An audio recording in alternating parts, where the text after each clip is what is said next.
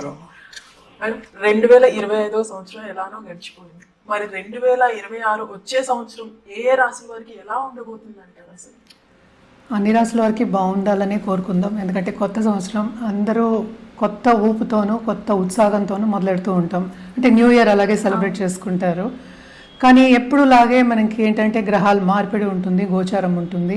So గోచార రీత్యా మనం చూడాలి అంటే కొన్ని రాసుల వరకు ఎప్పుడు అంతే బాగుంటుంది, కొన్ని రాసుల వరకు అంత బాగుండదు. కానీ ఎప్పటికీ ఏంటంటే 2026 అంటే సంవత్సరం మొత్తం చూడాలి అంటే మనం ఏంటంటే 9 గ్రహాలు చూడలేము. అంటే కొన్ని గ్రహాలు నెలకి మూవ్ అవుతూ ఉంటాయి, కొన్ని గ్రహాలు నెలన్నరకి మూవ్ అవుతూ ఉంటాయి, కొన్ని గ్రహాలు వక్రిస్తూ ఉంటాయి. సో చాలా అలా జరుగుతూ ఉంటుంది. సో మేజర్ గ్రహాలే మనం ఎక్కువ పరిగణలోకి తీసుకుంటాం అన్నమాట. మేజర్ గ్రహాలు అంటే ఏంటి?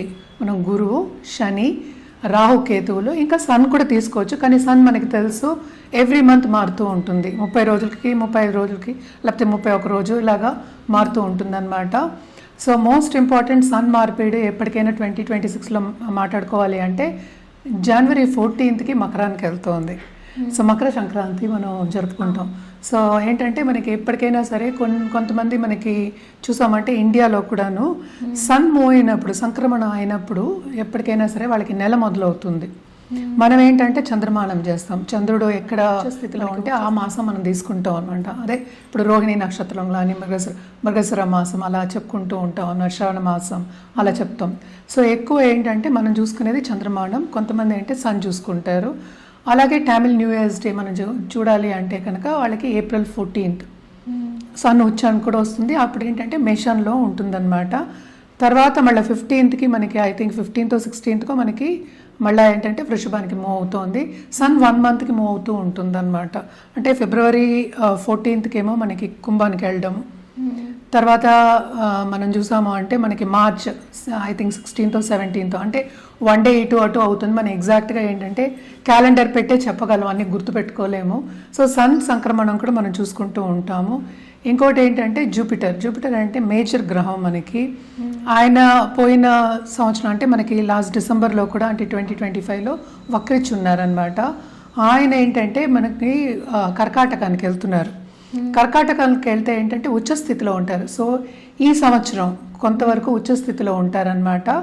అదేంటంటే ఎప్పుడు అవుతోంది అంటే మార్చ్కి అవుతోంది, March 11th. దాని తర్వాత ఏంటంటే ఆయన 31st అక్టోబర్కి ఏమో సింహానికి వెళ్తున్నారు. అంటే ఏంటి ఉచ్చస్థితిలో మనకి మార్చ్ నుంచి అక్టోబర్ వరకు ఉంటున్నారు. అంటే ఆల్మోస్ట్ November 1st అనుకుందాము. తర్వాత శని వక్రించడం ఏంటంటే 27th జూలై ఆయన మీనంలో ఉన్నారు. తర్వాత ఏంటంటే 11th డిసెంబర్కి ఆయనేమో డైరెక్ట్ అవుతున్నారు. సో మేజర్ మూమెంట్ అనేది ఏంటంటే ఇప్పుడు రాహు కేతువులకు ఉంది. December 5th రాహు ఏమో మకరానికి వెళ్తున్నారు, కేతు ఏమో మనకేమో కర్కాటకానికి వెళ్తున్నారు. సో ఇవి చిన్న గ్రహస్థితులు అంతే, మొత్తం మాట్లాడుకోలేదు. ఇంకా గ్రహాలు ఉన్నాయి అంటే ఏంటంటే మనకి శుక్రుడు ఉన్నారు, బుధుడు ఉన్నారు, తర్వాత ఏమో కుజుడు ఉన్నారు. ఇవన్నీ కలిపే మనం ఒక రాశికి రాశి ఫలితాలు అనేది చెప్పడం జరుగుతుంది. సో ఆ మూమెంట్లేమో చాలా ఉన్నాయన్నమాట. సో మేజర్గా మనం చూసాము అంటే కుజుడు 45 డేస్కి మూవ్ అవుతూ ఉంటాడు. సో ఆయన వక్రించడం కూడా జరుగుతూ ఉంటుంది. అంటే towards end of this year అంటే December 2025లో గ్రహ కూటమి అనేది మనకి ధనుసులో జరిగిందనమాట, జరుగుతోంది. సో ధనుసులో మనకి స్టార్టింగ్ ఆఫ్ ద ఇయర్ మనకి మార్స్ కూడా ధనుసులో ఉన్నారనమాట.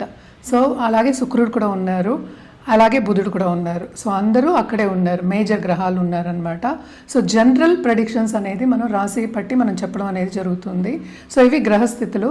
సో మేజర్గా మనం చూసాము అంటే ఏలినాటి శని ప్రభావం అనేది ఎవరెవరికి ఎక్కువ ఉందో చూస్తే మనకి కుంభానికి, మీనానికి, అలాగే ఏంటంటే మేషానికి ఉందన్నమాట.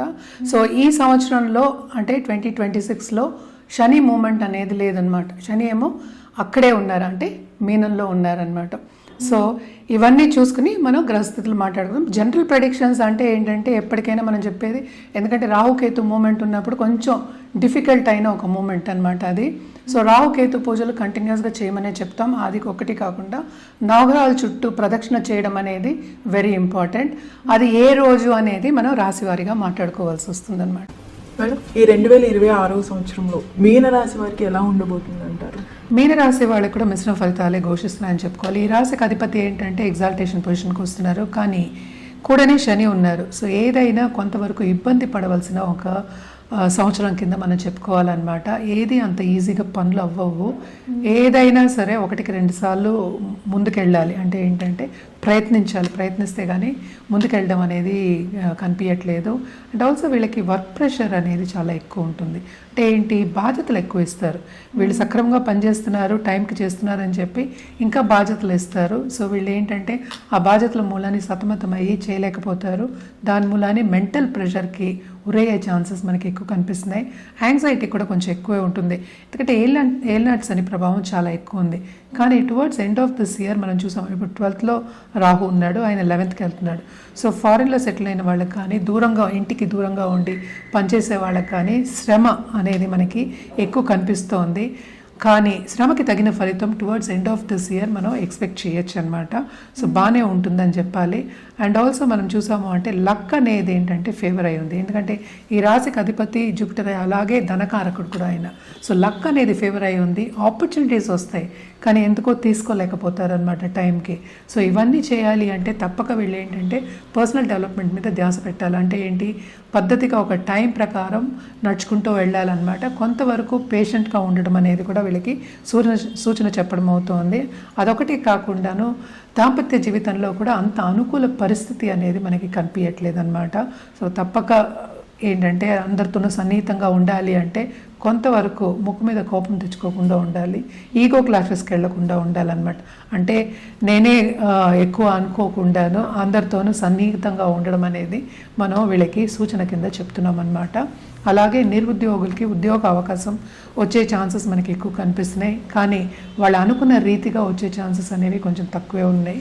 అటు ఫైనాన్షియల్ సిచ్యువేషన్ కానీ, అటు ఇంటర్పర్సనల్ రిలేషన్షిప్స్ కానీ, అండ్ ఆల్సో సపోజ్ బిజినెస్ చేసే వాళ్ళకి కానీ కొంతవరకు లాసెస్ వచ్చే ఛాన్సెస్ అనేవి మనకి కనిపిస్తున్నాయి. ఎస్పెషలీ జూలై నుంచి నవంబర్ వరకు అనమాట.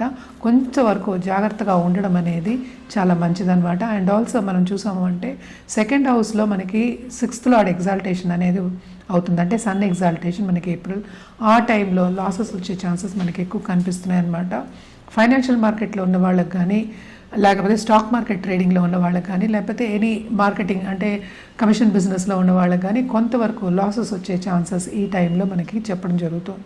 సో ఏదైనా సరే వ్యక్తిగత జాతకం మీదే ఆధారపడి ఉంటుంది. అండ్ ఆల్సో హెల్త్ రీత్యా కూడా ఖర్చు అనేది మనకి ఎక్కువ కనిపిస్తుంది అనమాట. అదొకటి కాకుండా ట్రావెలింగ్లో కూడా ఎక్కువ శ్రమ అనేది మనకి కనిపిస్తుంది. అంటే ఈజీగా ఏది అయ్యే ఛాన్సెస్ మనకి కనిపించట్లే.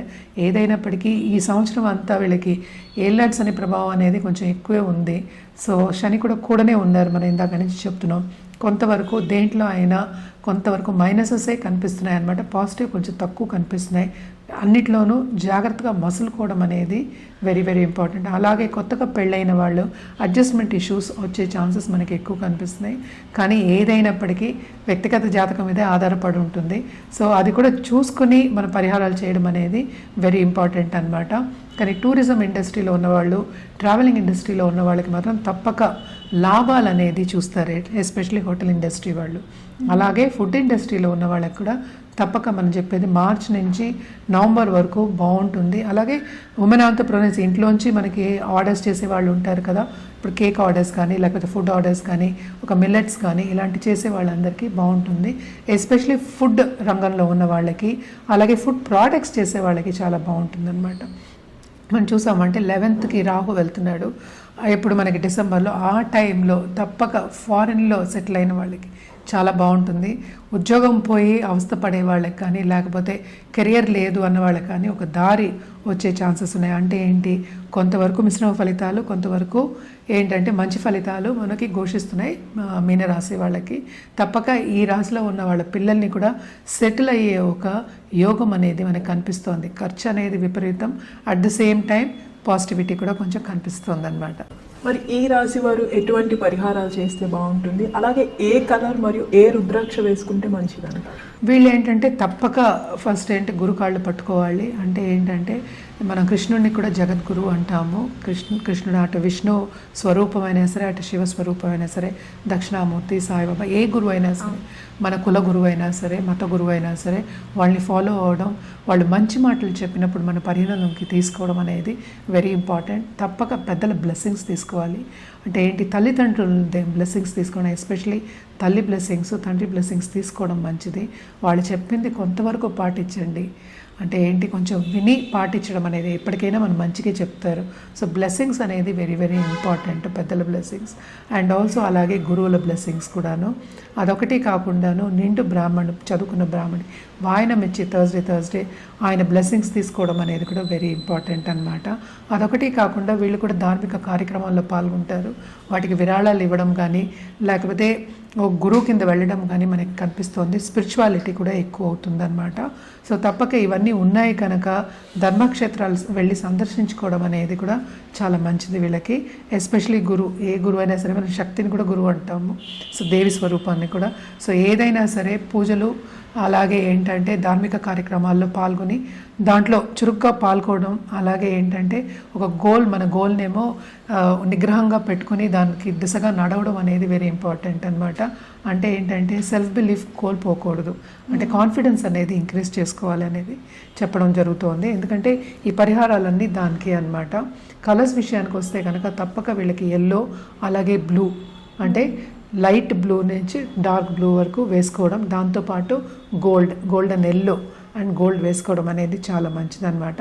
రుద్రాక్ష విషయానికి వస్తే కనుక తప్పక వీళ్ళు పంచముఖి రుద్రాక్ష వేసుకోవచ్చు. అలాగే ఏంటంటే త్రిముఖి అండ్ ఆల్సో షణ్ముఖి, ఈ 3 కూడా వేసుకోవచ్చు అనమాట. బాగుంటుంది వీళ్ళకి. బిజినెస్ పీపుల్కి నేను చెప్పినట్టు ఇన్వెస్టర్స్ వస్తారు, బిజినెస్ పీపుల్ కూడా వీళ్ళకి కొంతవరకు బాగుంది. అంటే నేను మంత్స్ కూడా చెప్పున్నాను, ఆ టైంలో తీసుకుని వేసుకోవడం అనేది చాలా మంచిది అనమాట. అండ్ ఆల్సో ఏదైనా సరే వ్యక్తిగత జాతకం మీద ఆధారపడి ఉంటుంది. వ్యక్తిగత జాతకం చూసుకున్న తర్వాత వేసుకోవడం అనేది మంచిది. ఎందుకంటే ఒక్కొక్కరికి ఒక్కొక్కటి కావాలి, ఒక్కొక్కరికి ఒక్కొక్క గోల్ ఉంటుంది. అదొకటి కాకుండా ఇప్పుడు గుంజన్ మాల కానీ లేకపోతే ఇప్పుడు తులసి మాల ఇలాంటివన్నీ ఉంటాయి కదా, వైజయంతి మాల, ఇవన్నీ ఏంటంటే సక్సెస్కే ఇస్తాం. అదొకటి కాకుండా క్రిస్టల్స్ కానీ లేకపోతే పిరమిడ్స్ కానీ, వాస్తు పిరమిడ్ లేకపోతే ఏంటంటే మనీకి అబండెన్స్ పిరమిడ్ అని, లక్ష్మీ పిరమిడ్, ఇవన్నీ ఉంటాయి అన్నమాట.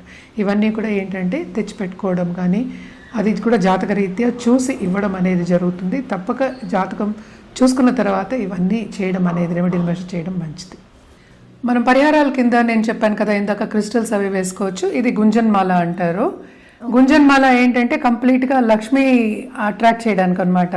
మనం ఎప్పుడు అనుకుంటూ ఉంటాం కదా, చంచల లక్ష్మి మన దగ్గర ఉండదు, ఇస్తూ ఉండాలి, అంటే రొటేషన్లో ఉండాలి అనుకుంటూ ఉంటాం.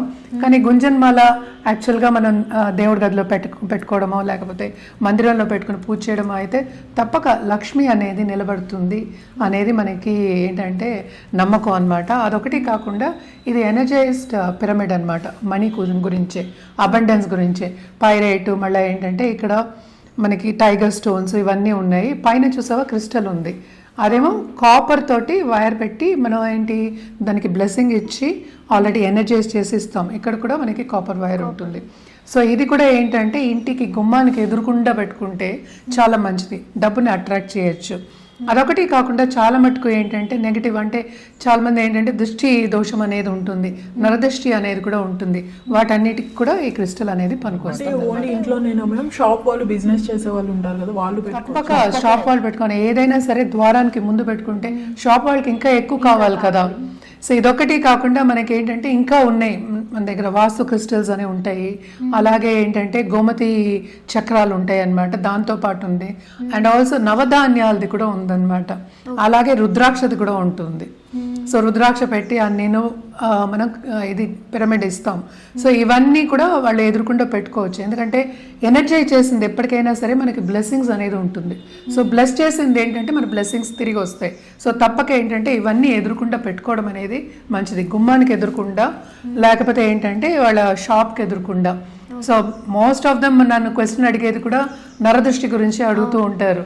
నరఘోష అంటూ ఉంటాం. అంటే ఏంటి, ఒకటి నెగిటివ్గా చెప్తే ఆ నెగిటివ్ మనకి వస్తున్నప్పుడు పాజిటివ్గా పెట్టుకోవడం అనేది మంచిది కదా.